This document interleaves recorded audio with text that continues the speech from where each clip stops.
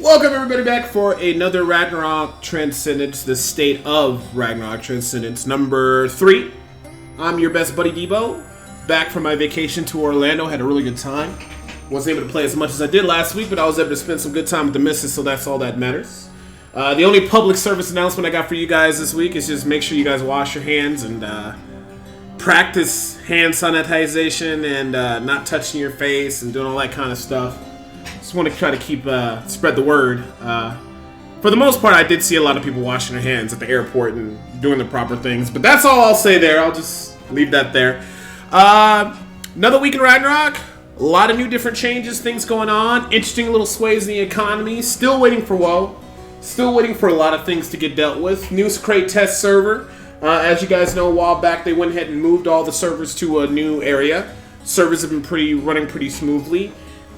Sacre server is still not up from what I remember, and that's where we're supposed to be testing WoW and testing some other PvP-like stuff, and also some special headgear items that are going to be included into the game. They're kind of saying that they're going to be done by, Quest and PC or something like that. I'm not too for sure, but we'll have to wait and see. But we'll just go ahead and get down to the nitty-gritty. I got a little bit of my night play playing in the background over here. I don't know what I was doing on my night day. It looks like I was MVPing Pharaoh, so enjoy the background action. Let's go ahead and go into the first topic of the day. The current economy. Economy is kind of holding strong at an okay rate. Things have dipped a little bit. It is a buyer's market. It's not a seller's market. Because actually, believe it or not, the HE bubblegum and the battle manuals dropped from going anywhere between 150 to 160k per has dropped all the way down to 135k zenny per each one. So basically you're looking at 1.3 mil, 1.4 mil for a stack of 10, which is fantastic. So if you're that guy out there that's looking for a way or just basically trying to sustain himself like while leveling by using battle manuals and using bubblegum, any place that drops really good hard zenny, good selling overcharge items like sea otters, I would also have to say Pisanas, maybe even batteries, because a lot of alchemists like the Witch Star Sand, stuff like that were items that sell for pretty good. Guaranteed zenny is probably still, or not gonna probably say, it is the best zenny right now. So you might be like, well, Debo, what's guaranteed zenny? It's like basically monsters in which you kill, they drop items that overcharge for a good amount, where you can make a good amount of money, so you can make back the initial investment of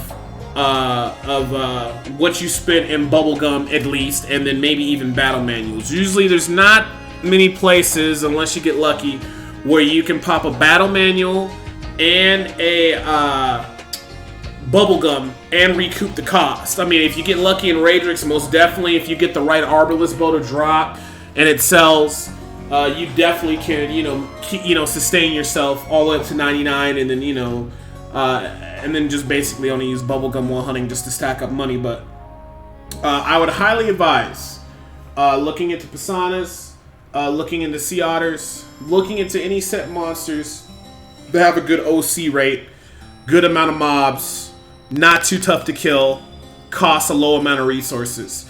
Evil Druid is definitely up there as well. Evil Druids though, actually, you know what I'll say, if you can one-shot Evil Druids, you can do pretty good. I would advise to kill the ghouls as well, because they drop Eridicon. Kill all the mimics because they drop Elum. I sold a mimic card for about 2 mil. Evil Druid card goes from anywhere between 1 to 1.5 mil depending on how the market is. The Wraiths drop slotted mantos, which you can +7 and sell for a couple million. Or you can just keep as is and just maybe sell for like 800k. The Horrendous Mouse are pretty good, and not to mention they drop herbs. So overall, in terms of like the best raw zenny place, like I said, I would tell you to go to Pisanas, I would tell you to go to Sea Otter. I really don't know that many places outside of that. Anolians might be okay. I don't know that many places where the cost is low, the mobs drop really good overcharging items. I just always go to Pisana. That's just me. It's easy to flee Pisana. It's easy to hit Pisana. Pisana, you can one-shot with Bowling Bash. They're a fantastic monster. They drop undershirts. Undershirts are selling for about 150k, which means you can sell an undershirt probably for 135. So basically, every undershirt you get will cover the cost of one bubblegum or one battle manual. And, if you're good at mobbing, you can easily get, 4 an hour. I mean, even if you got 4 undershirts an hour and the undershirts are just covering the cost of your bubblegum, that's more than enough. Not to mention when you look into the overcharge rate of what you're getting, you should easily be able to cover most. If you're doing bubblegums and battle manuals, you might come out even. You might invest a little bit if you're doing that. But if you're just doing bubblegum and going down and doing Pisana, you're going to come out ahead in profit. Between selling the undershirts, the Pisana cards, the Sidewinder cards, the Martyr cards are still selling really well. And then all the overcharging loot. Magma has some pretty good overcharge loot. I wouldn't go to Magma unless you can keep the cost real low. Usually a high fleet character that doesn't use SP items, that doesn't use that many pots, and then having an Endower or having a good ice weapon, and you just go in there and you just beat the living crap out of all of them. I think you will do okay with the overcharging with the bubblegum, but there's not a particular item in there that's going to guarantee you a large sum of money. Cowhole card is kind of sought after. That's a pretty valuable card. You might get something from, you might get a slot of full plate, but that's pretty much about it. Magma 2 is also a pretty good place, but see, the problem with Magma 2 is I worry about is that, one, it's not the most economical thing. Even if you did go like a Spirit Knight with a lot of it and a lot of defense versus the dragons and just brandish everything, it's still, you're spending SP items, you're spending potions, and it costs money. Like I said, you just want to find a rough, or how do I say, you want to find a place that drops really good overcharge loot that requires little to investment in terms of resources, where you don't have to spend a lot of money on potions, you don't have to spend a lot of money on mana pots. That's what you want to do if you want to make consistent money.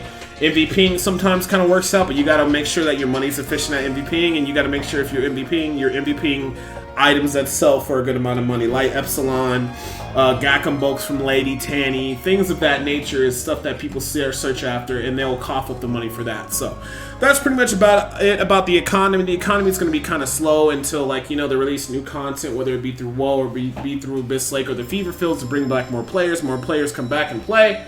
Then, people will start buying more stuff up, and those items will continue to rise back up. But for right now, if you have the money, if you have the Zenny, it is a buyer's market. You can get some really good prices in the HE bubblegum, and if you have a bunch of money stored up, I'd advise to buy a bunch low right now and wait.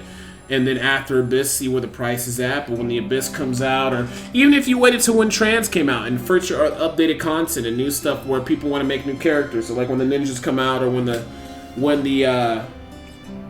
Taekwon Kids and the Star Master comes out, that's supposed to come out pretty soon. So I'm holding on to all my books that have, good attack on them, and tablets I get from Pharaoh. So that's something else to think of. But it wouldn't be a bad idea to invest in that, or just wait for the future. I wouldn't sell my dragon items yet. I'd still wait. But that's just a little food for thought for upcoming content. We're still waiting on the Fever Fields. No news about that, so I won't speculate too much. But they kind of went over it in the sense that, when you're, I don't know in the Fever Fields if, it's going to be a certain instant place. I don't think it is. I think when you just go to a map, you kill a certain amount of certain mobs, and then you spawn a champion, you kill the champion, and then after you kill the champion, then so often a boss monster shows up, you kill the boss monster, and it drops items. I can't talk too much about it, but the stats that roll on the armor, that's the only way to get the stats that roll on armor. And accessories and different shit like that. And I look forward to it because a lot of those stats are actually consistent, whether it be more flea on a garment. Like flea on a garment would be amazing.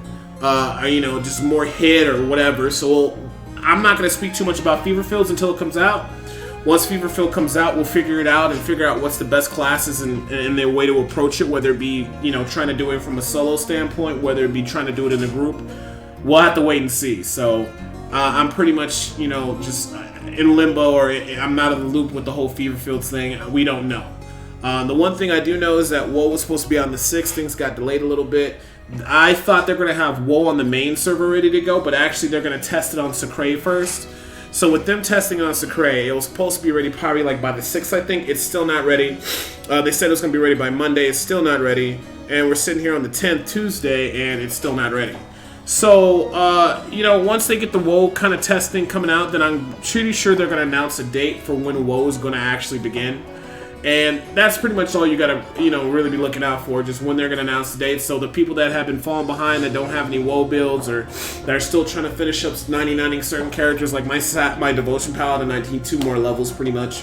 We have plenty amount of time to go ahead and get ourselves situated. Also, if you don't have all your WoW gear equipment, so you've got a little bit more time to go ahead and do that too. So you might want to also look into that and start preparing yourself, because once WoW comes out, a lot of items like Firefar card, Mark cards, Evil Druid cards, Martyr cards, things of that nature are going to go up in price. Anything that increases damage to demi-human, like a secondary stat on a weapon, is going to increase in price. Hydra cards, status ailments.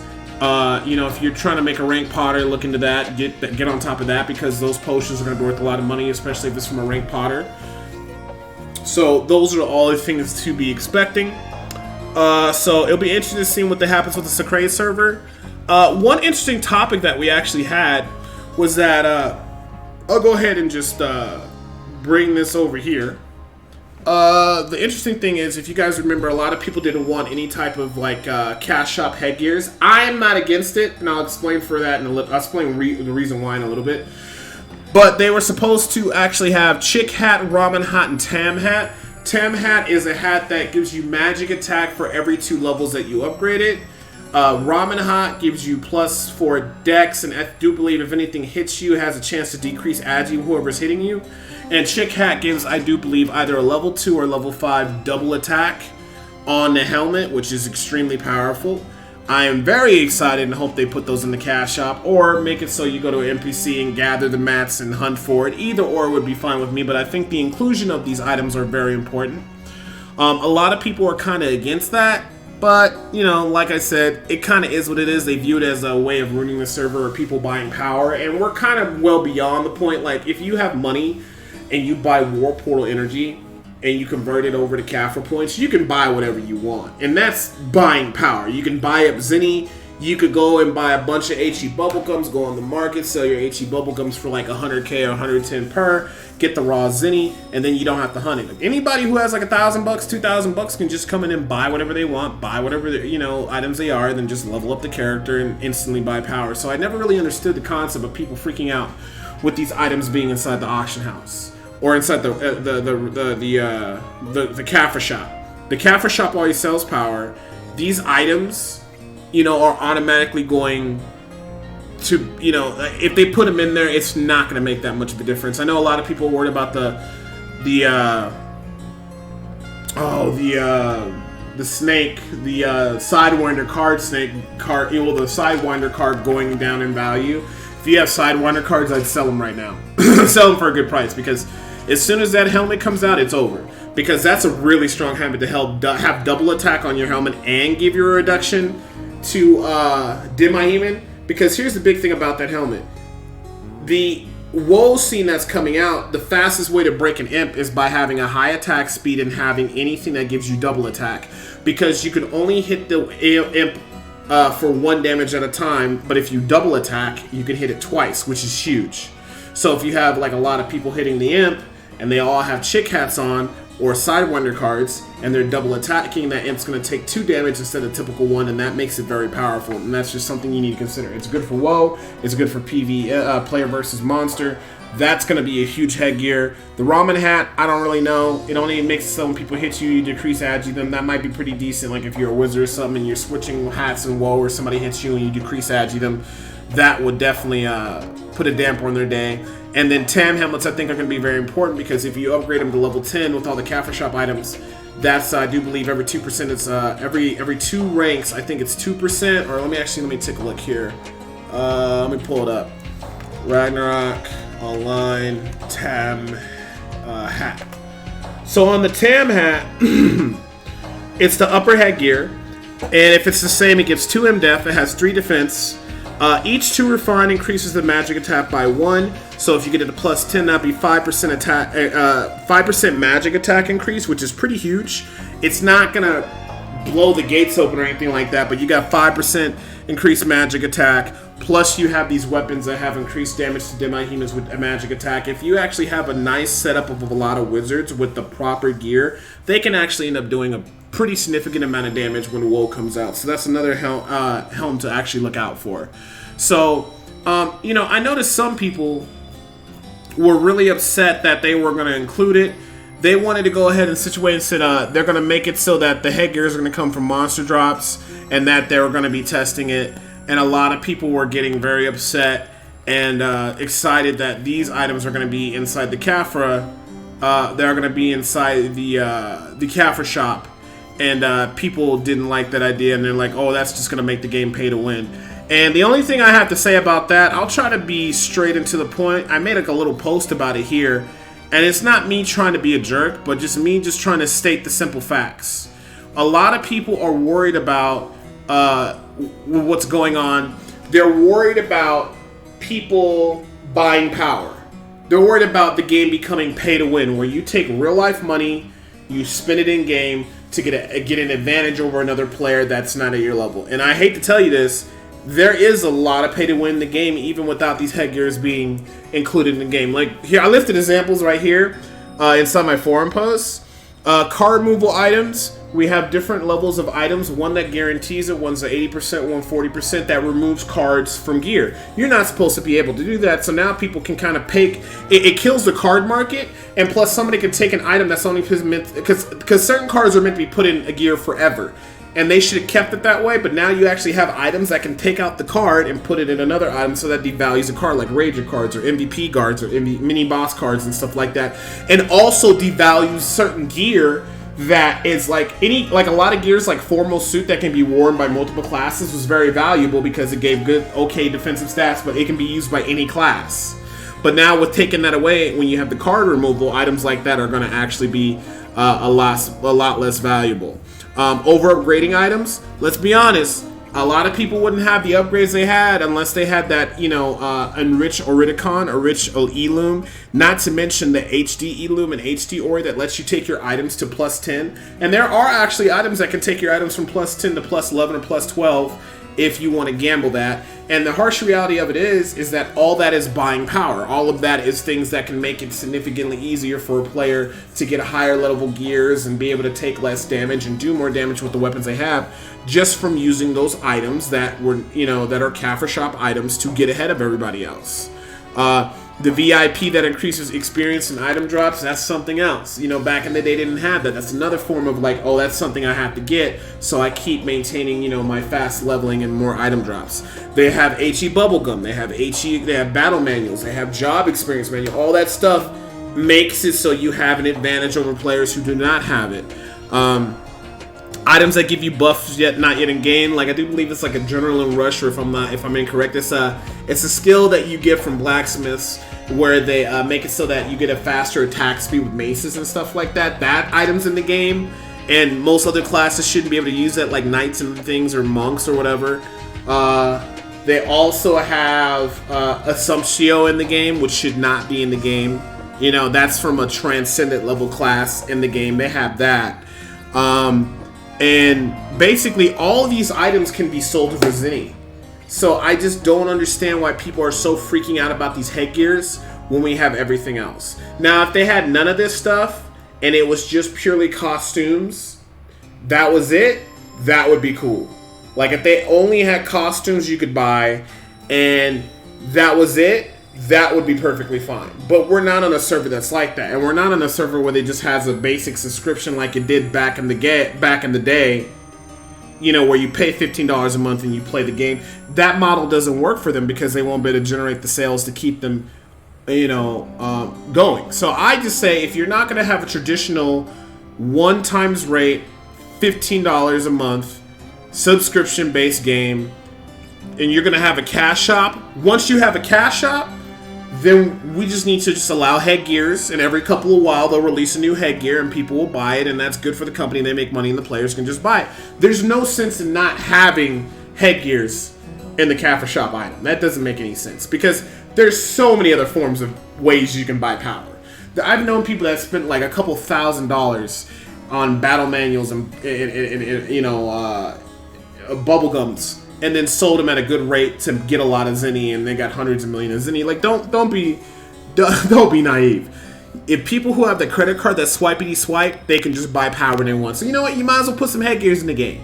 You know, but if they make them so that you only get them from monster drops or something like that, or you have to put all the items together to go to NPC to make the headgear, I'm cool with that too.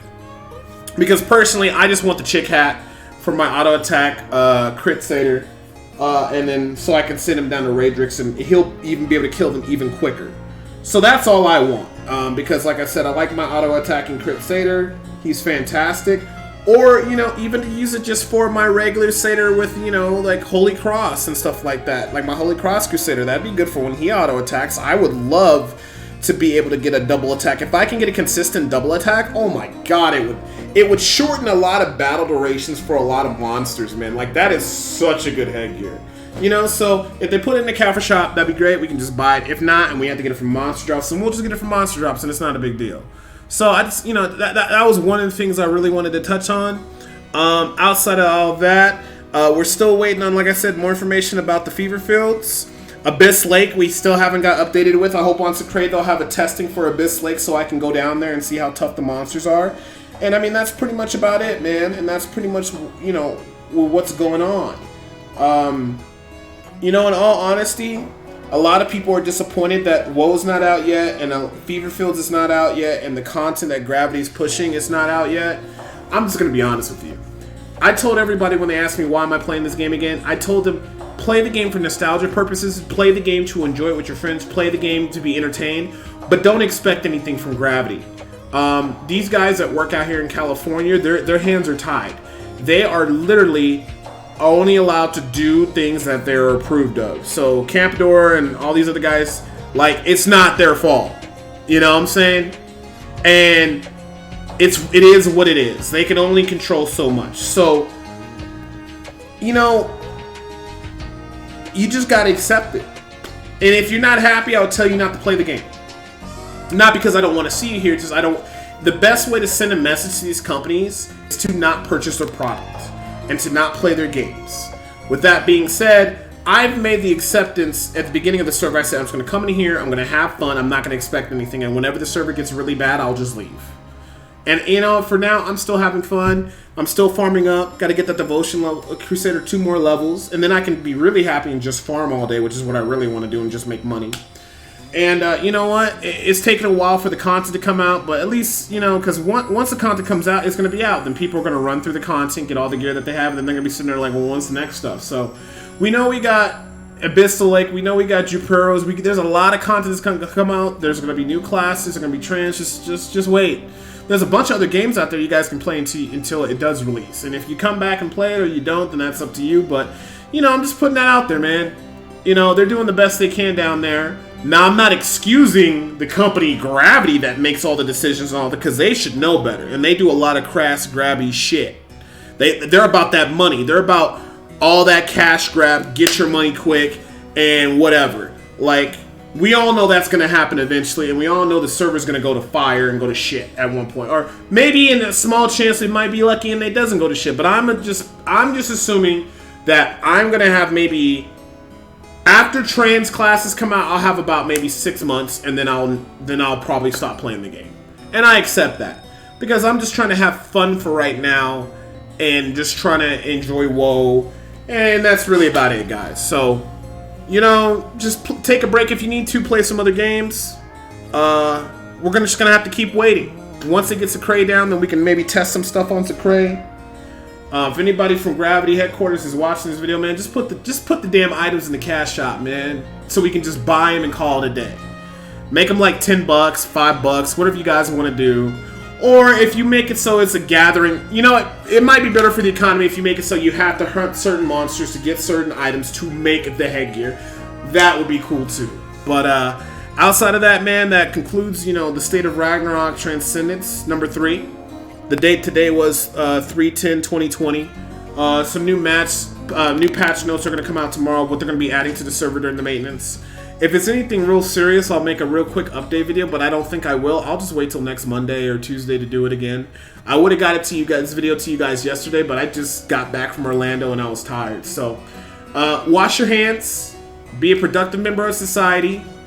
Farm those raw zinny good places, sea otters, pisanas, overcharge everything, sell your stuff at a good price, save up your money, save all the dragon items you get because Abyss Lake is coming, save all those woe items because woe is coming, and then, you know, we'll see what happens when the next set of stuff comes out. Make sure you head over to Cray once they get the server situated if you guys want to play test some stuff. And outside of all that, that's it. If you guys like the videos you guys see here, leave a little thumbs up. You can go ahead and put on that bell notification so you guys know next time when a video comes up. And outside of all that, man, I'll see you guys next week. I'm Debo, and I'm officially out of here. Bye-bye.